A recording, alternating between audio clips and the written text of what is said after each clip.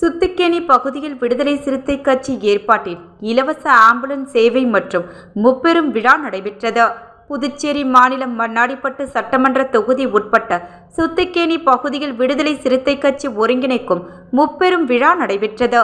இதில் தோழர்கள் ஜெயகீர்த்தி, வெங்கடேஷ், எழிலரசன் ஆகியோரின் படத்திறப்பு விழாவும், அதனைத் தொடர்ந்து விழிகள் இலவச ஆம்புலன்ஸ் சேவை மக்களுக்கு அர்ப்பணிப்பு விழாவும், 10, 11, 12 வகுப்பு பொதுத் தேர்வில் வெற்றி பெற்ற மாணவர்களுக்கு பரிசளிப்பு பாராட்டு விழாவும் நடைபெற்றது.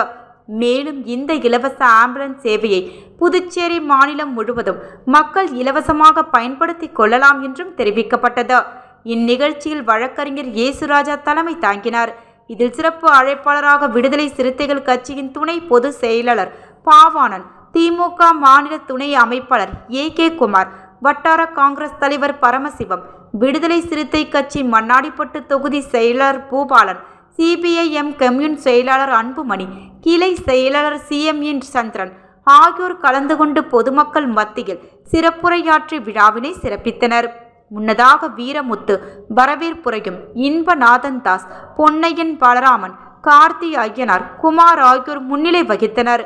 முன்னதாக நிகழ்ச்சியினை ஆசிரியர் வஞ்சிரவேல், ரமேஷ், சரவணன் ஆகியோர் குத்துவிளக்கேற்றி படத்தினை திறந்து வைத்தனர்.